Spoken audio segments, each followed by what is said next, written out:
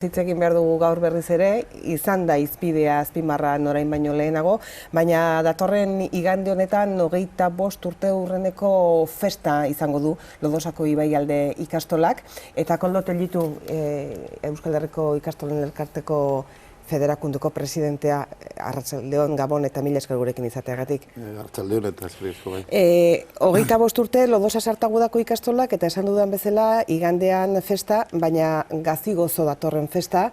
Egun hauetan bertan, zu zeu tartean zinela, Nafarroako ikastolako ordezkariak eta ikastola bertako ordezkariek esan duzuelako oso egoera ekonomiko larrian eta itotzeko zorian dagoela Ibaialde ikastola. Bai, horrela da. Momentu honetan ikastolaren egoera ekonomika oso larria da.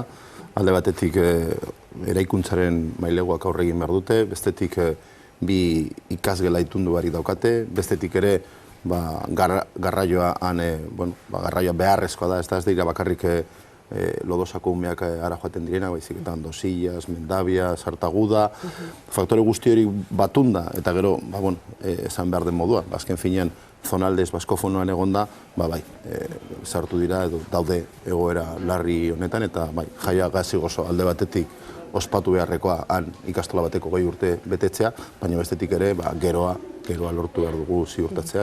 Egoera hori dela eta, kanpaina bat jarri da martxan, ikastoletako aurrek berriki marrazki bana egin dute eta euro batean sartu dute, baina kontu korronteak eta diru emateko bideak ere zabalik daude oraindik pentsatzen dut, edo nork laguntza eman nahi badu ere, ez? Bai, gu lehenengo egin genduna, lehenengo urratsa izan zen gure ikastoletan egitea ikastola bat, euro bat, kanpaina horri pasadan hileko 26an jorratu genuen, oso ondo joan zen kanpaina, baina era berean egin genuen gizarte osoari, herri eragilei, eta bestetik ere instituzioei. Eta momentuz, erantzunak oso onak izaten ari dira, kanpaina oso ondo doa, eta oraindik ere, kontu korrenteak hor martxan dare, eta espero dezagun laguntza gerotan diagoa izatea, egoerari buelta emoteko. Dei horren ondorioz gatazka bat ere bai, Nafarroako gobernuan eta Gipuzkoako diputazioaren artean, Gipuzkoako diputazioak 24.000 euro ematea erabaki zuen, eta Nafarroako gobernuko bai presidenteak, Barcin Andreak eta baita Iribas jaunak, hezkuntza sailburuak, biak ala biak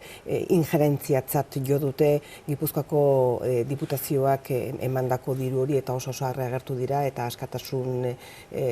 askatasunaren aurkako jarreratzat jo dute, nola ikusten duzu ezuek hori? Guk uste dugu, guk esan dudan moduan, instituzioa dei egin genuen, azken finean, Nafar gobernu ere deitua izan da hoien artean, eta Gipuzkoako Foru Aldundia erantzun du, guk oso pozik, beste instituzioek ere erantzuten ari dira, udaletxeak, espero dugu beste instituzio gehiago horreri erantzutea, eta beraz, guk ez daukagu gauza handi gehiago ezatea horren inguruan. Bai, guk eskertuak, eta kito, egia zan da, ezin dugu ahaztu aurrekontuetan, Nafarroko aurrekontuetan Bilduk eta Nabaiek aurkeztu zutela zonaldez baskofonen inguruko sobrefinanziazio baten proposamena, eta Nafar parlamentoa atzera bota zuela. Orain aukerak izan dute laguntzeko, guk eskartuak. Zuek zentzu honetan Nafarroako gobernuak mantendu duen politikarekin zuen kezka azaldu dezue? Bai, orokorrean nik uste dut, egoera hau ez da berria, azken finean, orain da Gipuzkoako Foru Aldundia, baina lehen izan da Eusko Jaurlaritza, lehen izan da Udalbiltza, lehen izan da Udalbide, badakigu gabezi hori badagoela bereziki inguru horretan, azken finean daukaten finanziazioa murritza da, eta guk pentsatzen dugu zonaldez baskofono horretan ere euskera zabaldu behar dela, eta logikoki batzuk ez badute ikusten, baina guk bai, hor talka egiten da, eta tal.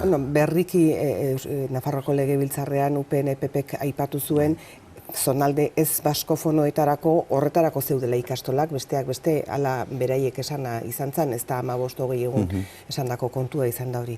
Edozein kasutan esan dugu 25 urte, momentu pozgarriak eta jende euskaldundua eta jende euskalduna ere lortu du Lodosa Sartagudako ikastolak, eta festari tarte txiki bat ere bai.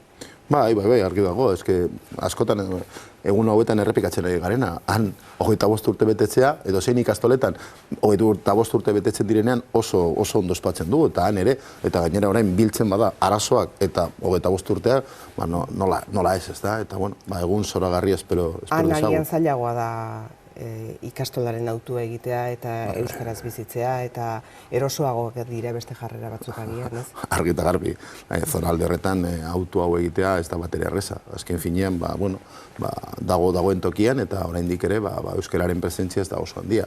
Baina horregatik ere, esaten ari garena etengabe.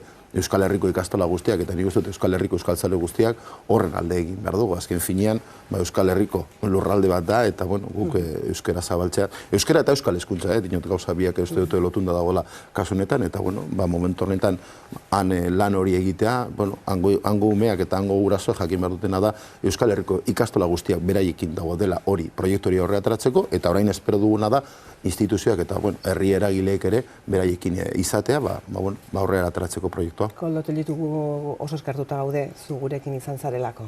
Bai, Azkeneko minutua zuentzako